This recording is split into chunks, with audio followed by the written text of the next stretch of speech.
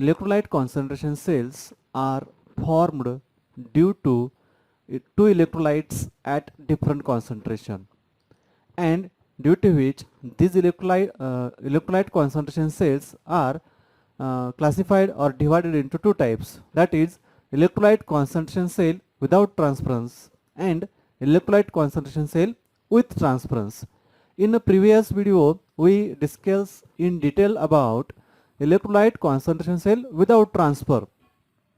Electrolyte concentration cell without transference, its formation, cell reaction and EMF equation. Now in this video we discuss about electrolyte concentration cell with transference and then it reversible to cation. So the example for electrolyte concentration cell with transference is written here or presented here. Now in this cell, this HCl electrolyte is same, but it is at two different concentration. First electrolyte has activity A1 and second electrolyte has activity A2.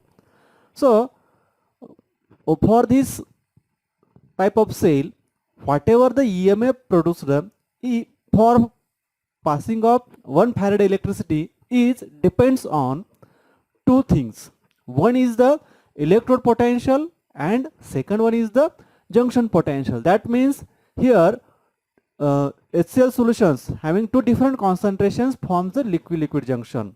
Therefore junction potential contributes to overall cell potential. म्हणजे complete sale पोटेन्शियलच्या मध्ये कोणाचा हिस्सा असणार आहे तर ह्या junction पोटेन्शियलचा असणार आहे. म्हणजेच आपण ज्यावेळेस सेल पोटेन्शियल म्हणतोय त्यावेळेस सेल पोटेन्शियल मध्ये इलेक्ट्रोड पोटेन्शियल असेल आणि इलेक्ट्रोड पोटेन्शियलच्या जोडीलाच कोण असणार आहे जंक्शन पोटेन्शियल.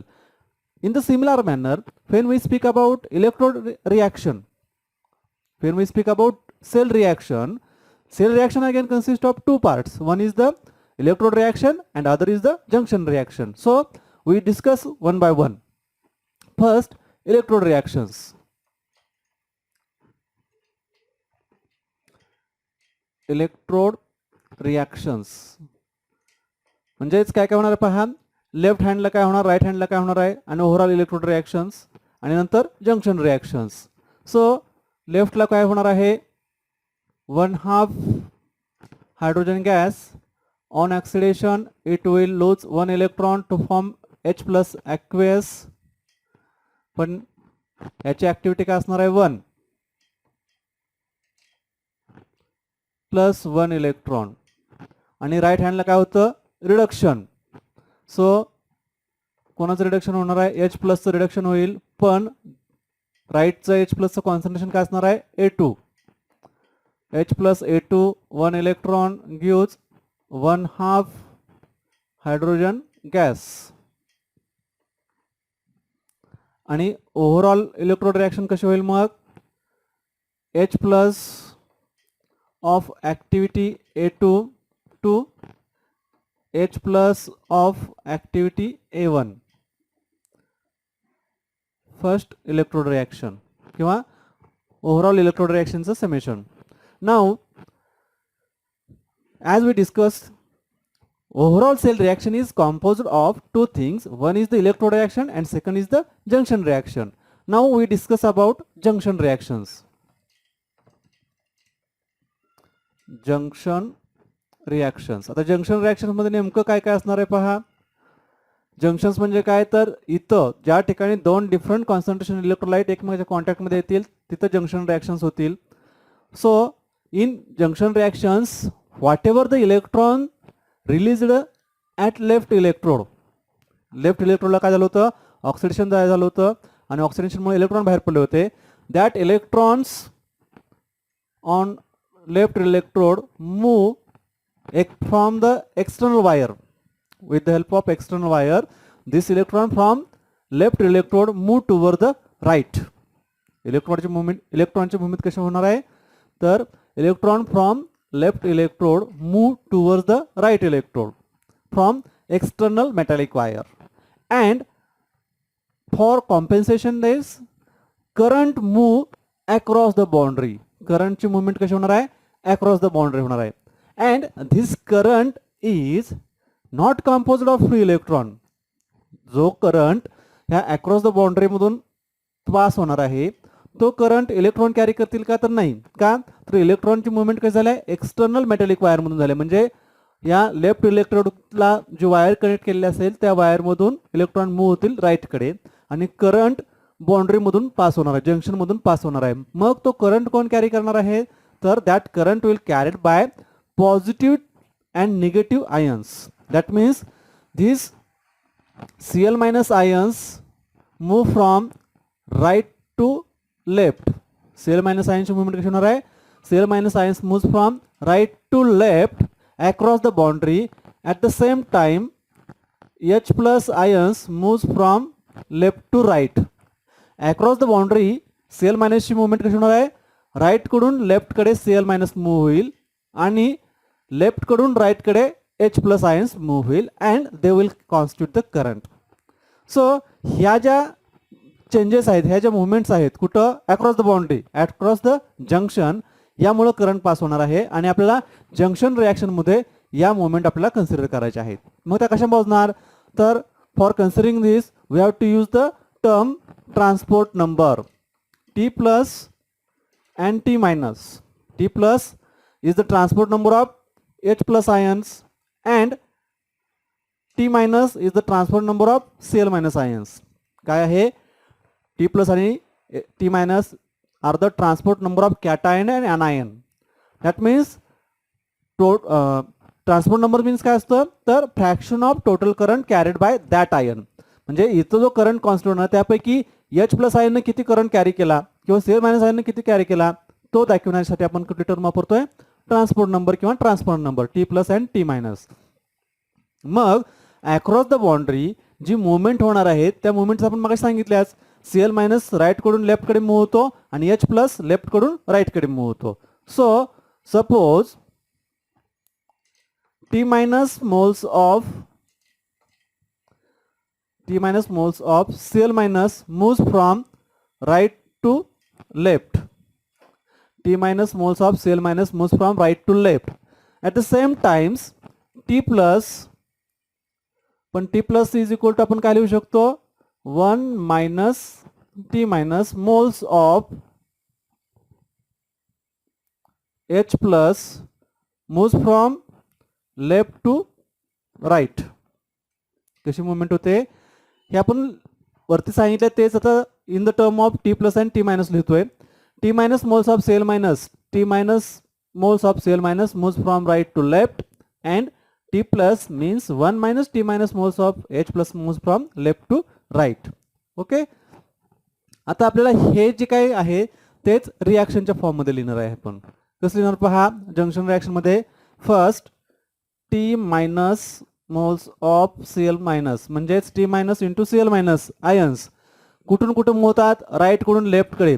राईट कडे काय कॉन्सन्ट्रेशन आहे इथं, राईटचं कॉन्सन्ट्रेशन A2 आणि ज्यावेळेस हे Cl मायनस लेफ्टला येतील त्यावेळेस तिथलं कॉन्सन्ट्रेशन काय आहे तर A1. T minus Cl minus from A2 to T minus Cl minus of A1 पहिलं कन्सिडरेशन झालं. त्यानंतर दुसऱ्या कन्सिडरेशन मध्ये काय आहे पहा, 1 मायनस T मायनस कोणाचे, H प्लस चे. आता H प्लस ची मुवमेंट कशी आहे, left to right L to R, म्हणजेच लेफ्टला H प्लसचं कॉन्सन्ट्रेशन काय आहे तर A1. 1 minus T minus H plus of A1 moves to 1 minus T minus H plus कुठे येतोय राईटला, राईटला कॉन्सन्ट्रेशन काय तर A2. ऍक्टिव्हिटी किती आहे त्याची A2. हे जर आपण सिम्प्लिफाय केलं तर सिम्प्लिफाय केल्यानंतर काय येईल पहा, ब्रॅकेटमध्ये मल्टिप्लाय केलं तर H plus A1 H plus A1 minus T minus H plus A1 gives H plus A2 minus T minus H plus A2. Junction reaction मधली ही जी रिॲक्शन आहे याला आपण सेकंड रिॲक्शन आणि ही जी आहे ती थर्ड रिॲक्शन. ओके, काय झालं, ज्या जंक्शनला करंट पास होत असताना आयन्सची मुवमेंट होती त्याप्रमाणे आपण जंक्शनच्या रिॲक्शन लिहिल्या. आपण सुरुवात करत असताना काय म्हटलं होतं, current is composed of electrode potential and junction potential as well as cell reaction also composed of electrode reaction and junction reaction. तर आपल्याला ओव्हरऑल सेल रिॲक्शन लिहित असताना काय केलं पाहिजे, या तिन्ही रिॲक्शन कन्सिडर केल्या पाहिजेत. पहिली कोणती रिॲक्शन आहे तर H plus of activity A2 to H plus of activity A1. दुसरी रिॲक्शन कोणती आहे तर Cl मायनसची मुवमेंट होती. कुठं, T minus Cl minus of A2 राईटकडून लेफ्टकडे होते म्हणजे A2 to A1. T minus Cl minus of activity A1.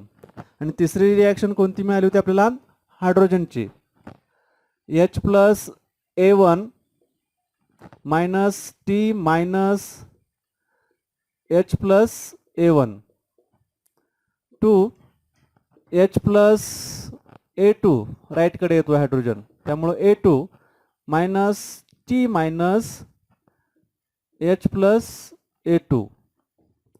आणि ओव्हरऑल रिॲक्शन किंवा overall cell reaction, overall cell reaction काय येईल पहा. ओव्हरऑल सेल रिॲक्शन तर या सगळ्यांचं पहा, याच्यातले जे कॉमन आयन आहेत कोणते, H plus A2 H plus A2 एकमेकाला कॅन्सल होतील. H plus A1 H plus A1. जे राहिलेले आहेत ॲक्टिव्हिटीचे ते आता मी तर लिहून घेतो. काय राहिला आहे, T minus Cl minus of A2 minus T minus H plus of A1 gives T minus Cl minus of A1 minus T minus H plus of A2. आता A1 आणि A2 या ॲरोच्या दोन्ही बाजूला आहेत, तर आपण काय करूया, इथं T minus H plus A2 minus sign आहे ते ॲरोच्या या बाजूला घेतलं तर काय होईल, प्लस होईल. T minus H plus A2 minus T minus H plus A2 आपण या ॲरोच्या या बाजूला घेतलं त्यामुळे प्लस झालं. इथला A2ची टर्म कोणती आहे तर T minus Cl minus A2. या लेफ्ट साईडला जो T minus H plus A1 आहे तो इथं मायनस आहे, तो ॲरोच्या आपण या बाजूला घेऊया म्हणजे काय होईल, प्लस होईल. T minus H plus A1 plus, sorry इथं प्लस येईल, plus T minus Cl minus activity A1. म्हणजेच काय येणार आहे पहा, H प्लस Cl मायनस म्हणजे कॉमन जर मी T मायनस घेतलं तर T मायनस कॉमन घेतलं आणि H plus plus Cl minus म्हणजेच काय होणार आहे HCl. आणि याची ॲक्टिव्हिटी काय आहे तर A2 to T minus H plus Cl minus म्हणजेच HCl, पण याची ॲक्टिव्हिटी काय A1 आहे. This is fourth reaction. Fourth reaction काय आहे,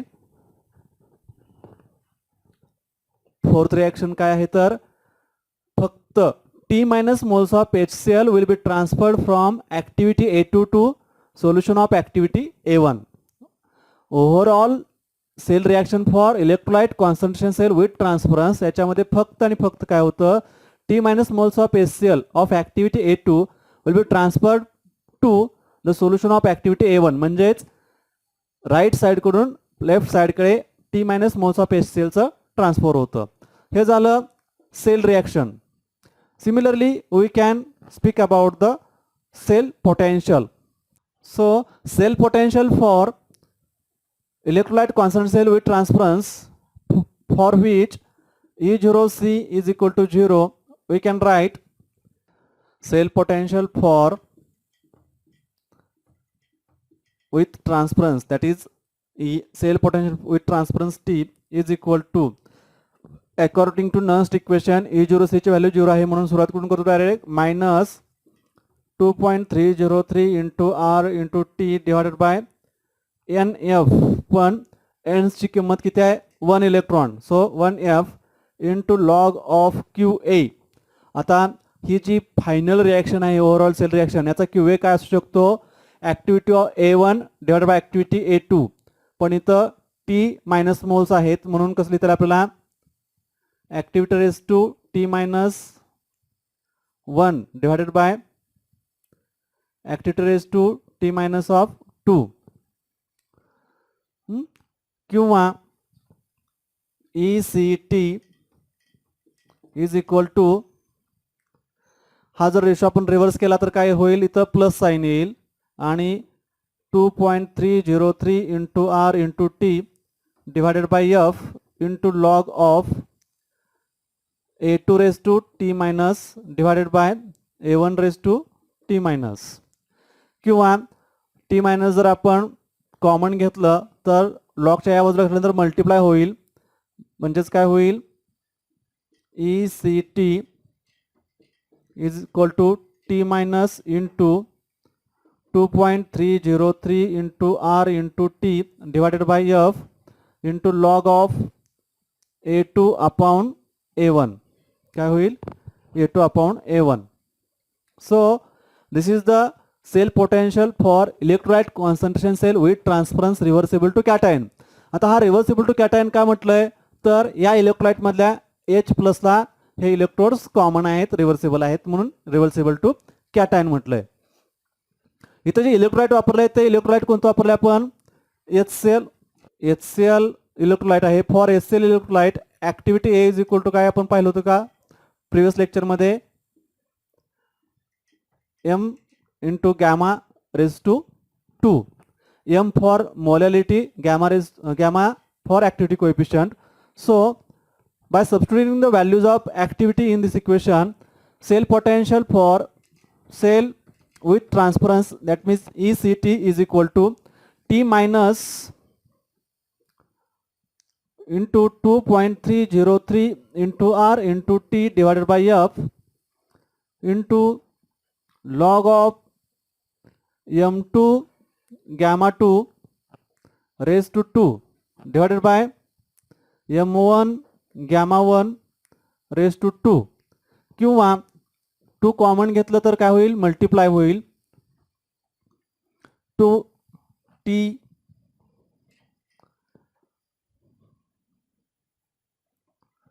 twice T minus into 2.303 into R into T divided by F into log of M2 gamma 2 divided by M1 gamma 1.